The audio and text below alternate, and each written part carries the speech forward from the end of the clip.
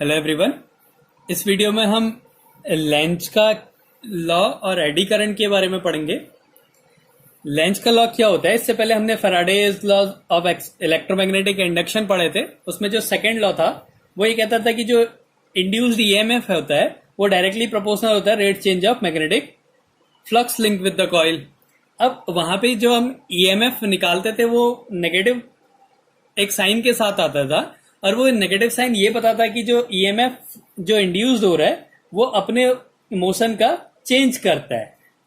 वहां पे negative sign बताता था कि ईएमएफ जो होता है अपोज करता है उसके फ्लक्स में चेंज होने वाले का अपोज करता है। उसी से जो है लेंज का लॉ बना। तो ये लेंज का लॉ जो है किसी भी कॉइल में ईएमएफ या करंट की डायरेक्शन बताता है। तो this law tells about the direction of EMF oblique current induced in the coil due to electromagnetic induction. This law tells about the direction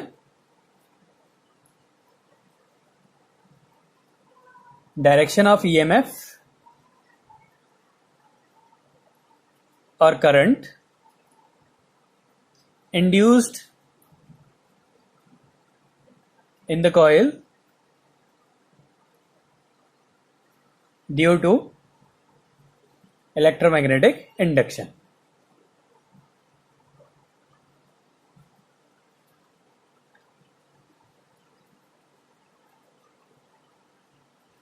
तो जो इलेक्ट्रोमैग्नेटिक इंडक्शन के कारण जो इंड्यूस्ड ईएमएफ या करंट प्रोड्यूस होता है उसकी डायरेक्शन जो है लेंज के लॉ से पता चलती है। अब लेंज लॉ कहता है कि जो डायरेक्शन होती है इंड्यूस्ड ईएमएफ की वो ऐसे होती है कि वो अपने ऊपर होने वाले फ्लक्स का जो चेंज है उसका अपोज करे। The direction of induced EMF induced electric current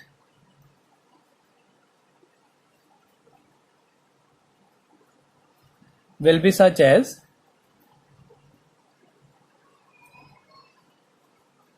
to oppose the change in magnetic flux। मतलब जिसके कारण उसमें इंड्यूस्ड ईएमएफ हो रहा है उसी का वो अपोज करता है। यही जो है लेंज का लॉ है। अब वो ऐसी हमें उसकी डायरेक्शन मिलती है। जैसे एक कॉइल है, ये कॉइल है, इसके पास एक मैग्नेट है, इसका ये नॉर्थ पोल है, ये साउथ पोल है, और माना हम इस मैग्नेट को इसके पास लेके जा रहे हैं। तो अब इसके पास लेके जा रहे हैं तो क्या होगा, इसमें इंड्यूस करंट बनेगा, जो कि फैराडे ने एक्सपेरिमेंट करके देखा। अब उस इंड्यूस करंट की जो डायरेक्शन होगी वो ऐसे होगी कि जिसके कारण ये बन रहा है उसी का ये अपोज करेगा। तो ये नॉर्थ पोल है, ये नॉर्थ पोल इसके पास जा रहा है, तो यहां पे इंड्यूस्ड करंट ऐसे बनेगा कि इस नॉर्थ पोल को इसके पास नहीं आने देगा, मतलब इसको दूर लेके जाएगा।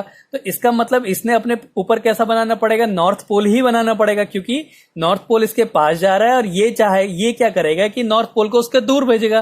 तो इसने क्या करना पड़ेगा, इसमें नॉर्थ पोल बनाना पड़ेगा, और नॉर्थ पोल बनाने के लिए उसकी डायरेक्शन ऐसी होनी चाहिए। तो ये जो है डायरेक्शन होगी। तो ये लेंज का लॉ है। ऐसे ही अगर मैग्नेट जो कॉइल है, अब मैग्नेट उससे दूर जा रहा है, वही नॉर्थ पोल उससे दूर जा रहा है, तो नॉर्थ पोल दूर जा रहा है तो इसमें करंट ऐसा बनेगा कि इस नॉर्थ पोल को अट्रैक्ट करे। तो नॉर्थ पोल को अट्रैक्ट करने के लिए इसने अपने ऊपर इस साइड जो ये फेस है, इस फेस में कैसा लूप जो पोल है वो कैसा बनाना पड़ेगा, साउथ पोल बनाना पड़ेगा, क्योंकि जब साउथ पोल होगा तभी ये नॉर्थ पोल को अट्रैक्ट कर सकता है। तो इसने क्या करना पड़ेगा, यहाँ पे साउथ पोल बनाना पड़ेगा, तो इसकी डायरेक्शन ऐसी हो। तो ये लेंज का लॉ है। और किसी भी कॉइल में जो इंड्यूस करंट है उसकी डायरेक्शन ऐसी होगी कि जिसके कारण वो हो रहा है उसी का वो अपोज कर देगा। तो ये जो है लेंज का लॉ है। अब इसके बाद अगला टॉपिक है eddy current. Eddy current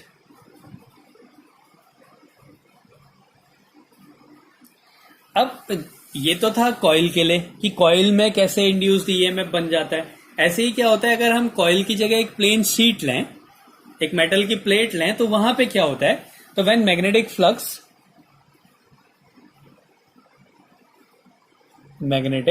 flux linked to a conductor changes eddy current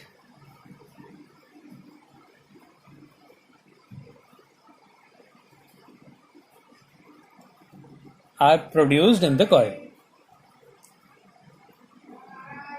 Produced in the coil. तो उस टाइम क्या होता है, उसमें एडी करंट्स जो है प्रोड्यूस होने लग जाते हैं. अब होता क्या है, जैसे एक मेटल की कोई सीट है, कोई एक कंडक्टर है, ये कंडक्टर है माना, इसमें फ्री इलेक्ट्रॉन्स होंगे जो कि रैंडमली मूव कर सकते हैं क्योंकि ये एक कंडक्टर है. अब हमने क्या करा, इसके पास एक मैग्नेट रखा, ये इसका नॉर्थ पोल और ये इसका साउथ पोल. हम नॉर्थ पोल को इसके पास लेके जा रहे हैं. अब जैसे कॉइल में अगर हम नॉर्थ पोल को पास लेके जा रहे थे तो इसने अपने ऊपर नॉर्थ पोल बना दिया, जिसके कारण ये इसका अपोज करा. और नॉर्थ पोल बनाने के लिए इसकी डायरेक्शन ऐसी होनी चाहिए. यहाँ पे दूर लेके जा रहे थे नॉर्थ पोल को, तो इसने इसको अट्रैक्ट करना है, तो उसने अपने ऊपर साउथ पोल बना दिया, तो करंट की डायरेक्शन को चेंज कर दिया. अब यहाँ पे जो है कंडक्टर है, इसमें इलेक्ट्रॉन, यहाँ पे इलेक्ट्रॉन, इसी कॉइल में, इसमें सब जगह इलेक्ट्रॉन है. तो क्या होता है, यहाँ पे भी सेम कंडीशन होगी. तो नॉर्थ पोल इसके पास जा रहा है, तो इसने क्या करना पड़ेगा, यहाँ पे नॉर्थ पोल ही बनाना पड़ेगा. तो क्या होता है, कुछ इलेक्ट्रॉन आके यहाँ पे ऐसे घूमने लग जाते हैं इस डायरेक्शन में. जैसे नॉर्थ पोल के लिए यहाँ पे था, वैसे इस डायरेक्शन में आके घूमने लग जाते हैं. तो जिसके कारण ये नॉर्थ पोल बनता है, यहाँ पे इसका अपोज करेगा. अभी भी अगर वो उसका अपोज नहीं कर पा रहे तो और इलेक्ट्रॉन आके उसके ऊपर घूमने लग जाएंगे. फिर भी वो नहीं अपोज कर पा रहे तो और इलेक्ट्रॉन्स आते हैं और ऐसे घूमने लग जाते हैं. तो इस तरीके से क्या होता है, इसमें एक करंट का जो है भंवर टाइप का बन जाता है, एडी बन जाता है. तो जिसको बोलते हैं हम लोग एडी करंट. तो ये इस तरीके से इसमें करंट बनने लग जाता है. और यही अब हमने इस एडी करंट के जो ट्रांसफॉर्मर है, तो वहां पे भी ये बन जाता है. तो ये होता है एडी करंट. ये किसके लिए होता है, कंडक्टर के लिए. हो गया ऐसे ही, बस यहाँ पे कॉइल है, कॉइल की जगह यहाँ पे हमने क्या कर देना है, कंडक्टर लेना है, जिसमें क्या होगा, इलेक्ट्रॉन आके खुद ही घूमने लग जाएंगे और डायरेक्शन वैसी होगी कि इसका अपोज करे. तो ये नॉर्थ पोल इसके पास जा रहा है, तो इसने भी क्या करना पड़ेगा, अपने अंदर नॉर्थ पोल ही बनाना पड़ेगा इस फेस में. तो उसको करंट को इस डायरेक्शन में घूमना पड़ेगा. अब इसकी कुछ एप्लीकेशंस होती है एडी करंट का. हम यूज कहां पे करते हैं, तो इसमें जो एक यूज होता है, इसमें ब्रेक्स में जो ट्रेन होती है, वो ट्रेन में जब ब्रेक लगाना होता है तो वहां पे इसका यूज होता है. In the brakes of trains. अब कैसे होता है, जैसे कोई एक ये ट्रेन का टायर है, ये है, इसके ऊपर ट्रेन है. अब हमने क्या करा, यहां पे क्या कर देते हैं, हम ट्रेन के इधर उधर क्या कर देते हैं, दो इलेक्ट्रोमैग्नेट्स को लगा देते हैं. ऐसे हमने क्या करा, इलेक्ट्रोमैग्नेट्स लगा दिए. यहां पे हमने इलेक्ट्रोमैग्नेट्स लगा दिए. अब क्या करा हमने, यहां पे सर्किट कंप्लीट, ये इलेक्ट्रोमैग्नेट है, यहां पे एक सर्किट बना दिया, या फिर इसको एसी से कनेक्ट कर दिया, एसी सर्किट से कनेक्ट कर दिया. तो अब जैसे हमने ब्रेक लगाना है तो हमने सर्किट को कंप्लीट कर दिया. कंप्लीट कर दिया तो अब क्या हो गया, ये जो है कंटिन्यूअसली चेंज हो रहा है. ऐसे नहीं भी करे तो हम इसको सीधे सीधे भी लगा सकते हैं. ये जो यहां पे क्या होगा, मेटल सरफेस होगी. ये मेटल सरफेस क्या है, कंटिन्यूअसली घूम रही है, घूम रही है. तो ये इसके बीच में मैग्नेटिक फील्ड बन जाएगा, स्ट्रॉन्ग मैग्नेटिक फील्ड बन जाएगा आधे पोर्शन में, और आधे पोर्शन में कुछ नहीं है. वैसे यहां पे भी आधे पोर्शन में क्या होगा, स्ट्रॉन्ग मैग्नेटिक फील्ड बन जाएगा, और आधे पोर्शन में कुछ नहीं होगा. तो ये जैसे ये व्हील घूम रहा है, ये वाला, ये जब घूम रहे हैं तो क्या होगा कि इनमें जो इसके घूमने के कारण क्या होगा, ये इन व्हील्स में जो है मैग्नेटिक फील्ड चेंज होने लग जाता है.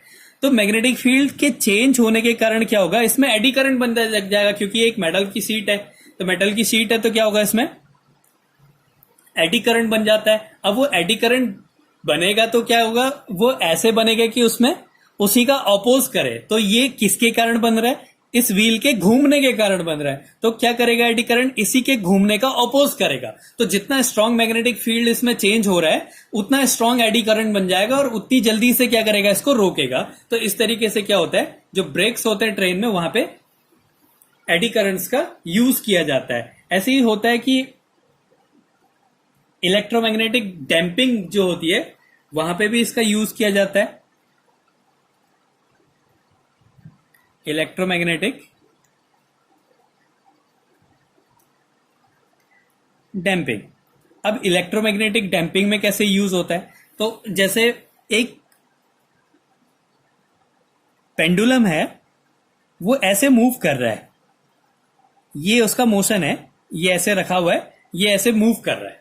अब हमने क्या करा, इसके चारों तरफ, इसके दोनों तरफ एक मैग्नेट रख दिया, इलेक्ट्रोमैग्नेट रखा, और ये मेटल का, इसका जो ये वाला पोर्शन है ये मेटल का बना दिया, और ये ऐसे मूव कर रहा है। ये मैग्नेट दो ऐसे रखे हुए हैं और पेंडुलम ऐसे इसमें मूव कर रहा है, और ये मेटल का है। अब जब ये मूव करेगा तो क्या होगा, इस वाले मेटल में एडी करंट्स बन जाएंगे, और उस एडी करंट की डायरेक्शन ऐसी होगी कि जिसके कारण ये बन रहा है उसी का अपोज करेगा। तो इसमें एडी करंट किसके कारण बन रहा है, इस पेंडुलम के मोशन के कारण बन रहा है। तो वो क्या करेगा, इसी पेंडुलम के मोशन को खत्म कर देगा। तो इसको बोलते हैं इलेक्ट्रोमैग्नेटिक डैम्पिंग। तो यही जो है गैल्वेनोमीटर में भी यूज होता है। तो जब हमने गैल्वेनोमीटर की, हम नीडल को देखते हैं, एक इंडिकेटर होता है, इसमें एक गैल्वेनोमीटर की नीडल होती है। जैसे हमने इसको, ये 0 होता है, यहां पे भी मार्क होते हैं और यहां पे भी मार्क होता है, तो ये मूव करता है इधर उधर। अब जैसे हमने सर्किट में करंट फ्लो करवाया तो ये मूव करने लग जाएगा एक डायरेक्शन में। फिर जैसे ही हम इसको छोड़ते हैं, करंट को हटा देते हैं, तो ये एक बार में ही 0 में आ जाता है, या फिर थोड़ा सा इधर जाएगा और फिर 0 में आ जाएगा। लेकिन ऐसा इनर्शिया क्या कहता है कि अगर ये यहाँ पे छूट रहा है तो ये पहले यहां जाएगा, यहां जाएगा, यहां जाएगा, तो इनर्शिया के कारण इसको बहुत बार घूमना चाहिए, लेकिन ये नहीं घूमता है, ये सीधे सीधे आके यहाँ पे 0 पे रुक जाता है। तो ऐसा क्यों होता है, तो वहां पे क्या होता है कि इसमें क्या होती है, एक मेटल की, ये जो है मेटल का बना रहता है, और ये इनके बीच में 2 मैग्नेट लगा दिए जाते हैं। अब क्या होगा, ये जब घूमेगा तो इसमें क्या होता है, एडी करंट बन जाती है। इसमें एडी करंट बनने के कारण क्या होगा कि ये उसका अपोज करेगी, जिसके कारण इसमें एडी करंट बन रहा है। तो एडी करंट किसके कारण बन रहा है, इस कॉइल के घूमने, यहाँ पे जो कॉइल होगी उसके घूमने के कारण इसमें एडी करंट बन जाता है। तो एडी करंट क्या करेगा, इसी के घूमने का अपोज करेगा, तो क्या करता है, उसको एक बार में ही 0 पोजीशन पे लेके आ जाता है। तो ये है इलेक्ट्रोमैग्नेटिक डैम्पिंग। इसका एक और यूज है इंडक्शन फर्नेस में।